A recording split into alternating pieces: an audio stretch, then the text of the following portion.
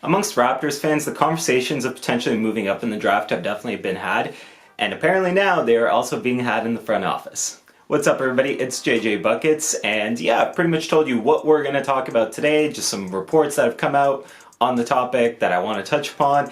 And before I fully get into things, just usual drill, make sure you're leaving a like on the video. We know the drill, helps the algorithm, really does. Subscribe to the channel if you're new here. Plus, if you plan on doing a responsible sports betting in the near future, just make sure to check out my link in the description below. So the report here talks about both the Raptors and the Wizards. It talks about the fact that these teams have explored potentially trading into the top three specifically. And again, in Raptors circles, this is really nothing new. I feel like both in terms of talking about the Blazers and even to some extent talking with the, about trades with the Hornets, the idea of moving up into those spots has definitely come up in circles, and it's coming up in front offices now. And obviously for the Raptors, the report stated this as well. This would largely be centered around Pascal Siakam, right? It makes sense because Pascal, as talented as he is and as good of a player as he is, which obviously nobody's saying he's not. Pascal's contract situation is obviously coming up. He's a little bit on the older side by comparison to some of the other players here on the team. So it makes sense why he would be the natural name to come up, especially because if you're looking at those teams, obviously it's in particular Portland, like Pascal makes a lot of sense for them.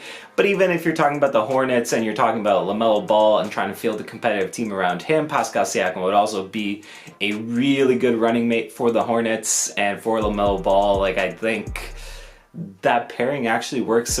I don't know if surprisingly well is the phrase I want to use here, but that pairing definitely works together. I think when I imagine it, it would just be more so of a conversation of whether or not the Hornets kind of want to jumpstart, I guess, the competitiveness of their team. And if they do, obviously Pascal makes a lot of sense there. And look, like, Pascal Siakam is a tremendous talent. Nobody's ever going to say otherwise, I think, unless you're Blazers fans and you're trying to convince me that Jeremy Grant and whoever else filler is good enough for a Pascal Siakam trade. An actual thing that happened in the comment sections, and yes, I'm absolutely taking a shot here, respectfully.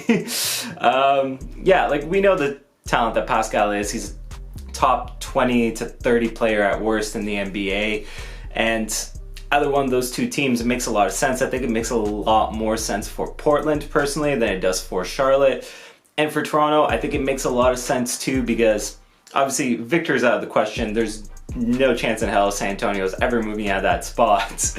But when you look at the other two talents here that would be projected, whether it be Brandon Miller, whether it be Scoot Henderson, I think you can envision both those guys on the Raptors. I would say probably more so Scoot Henderson when it comes to the Raptors, especially considering Fred VanVleet is obviously upcoming free agent, while Bobby Webster has come out and said that they're talking to Fred and that they would want to, kind of see if they could get that deal back up.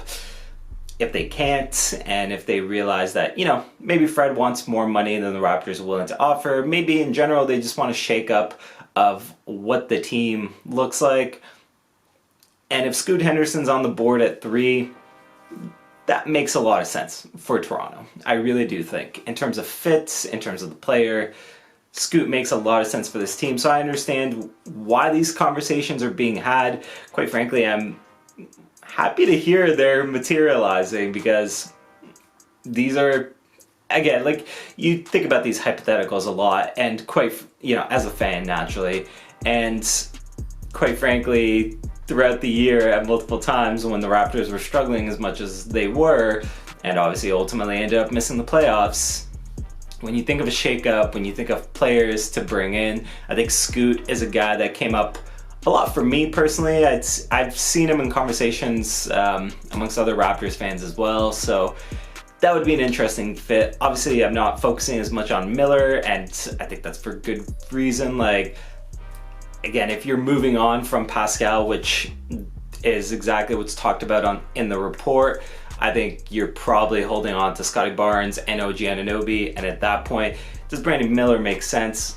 To some extent, sure. But at the same time, like, if you're talking a trade with the Blazers, for example, you're getting back probably the number 3 pick and Anthony Simons, and that's pretty much your guard spots right there.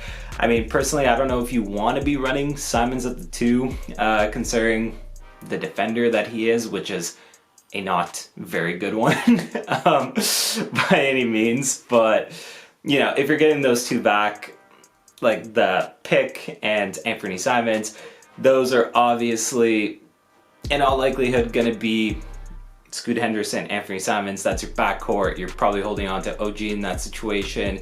You're probably re-signing Pirtle, I would say, hopefully in that situation. Then Scotty Barnes is your kind of linchpin, is that the expression? So to speak, kind of moving forward. And that would obviously include an approach where the Raptors do lean a little more heavily to the rebuild side, although I think that's a fun young team that's good enough to still, I'd say, compete for at least a playoff spot, a play-in spot, but hopefully with more of an upwards trajectory than what this current core has kind of shown. Yeah. As you can clearly tell, I'm interested in the ideas here, right? I mean, obviously, early on in the process when talking about trades with Portland, I was potentially excited about the idea of bringing over, you know, somebody like Shaedon Sharpe. It doesn't really seem like that's on the board. We've obviously seen the reports that Portland is not willing to include Sharpe in trade talks, and understandably so. Shaedon Sharpe is a very talented young player, so I can see why they would look at Sharpe and go, you know what? No, untouchable, not gonna move him. Let's talk about something else. Fair enough. A man can dream, right? But even with Sharpe off the table, I think the trade with Portland is obviously the one that makes the most sense. Again, I think there's room to talk with the Hornets as well. Just there's a more natural avenue with the Blazers. I believe in what they're trying to accomplish and the timeline of what they're trying to do with Dame. So it'll be interesting to see whether or not, you know, this is just smoke in the air or whether or not something does materialize here, because I think if it does, this is a really exciting avenue that you can potentially see your team, obviously being the Raptors, go down. So we'll see where we land with all this. That's pretty much been me, to be honest, for the day. It was a quick hitter in terms of the news report and a quick hitter in terms of my thoughts and analysis on the situation. So let me know how you feel about potentially, obviously, moving away from Pascal in this situation. I think in all likelihood, you know, the domino effect is probably moving away from Fred VanVleet. It's kind of a changing of the old guard, so to speak, where you're pushing it out a little bit in favor of the new guard, if you want to call it that. So let me know your thoughts on that. Let me know your thoughts on potentially moving into the top three. Tell me if there's actually an avenue with the Hornets that I'm missing here and why that trade would make a lot more sense. I would love to hear it all in the comment section. Other than that, folks, again, usual drill. Like the video, takes like a second, makes a huge difference for me. Subscribe to the channel if you're new here. Other than that, it's been JJ Buckets.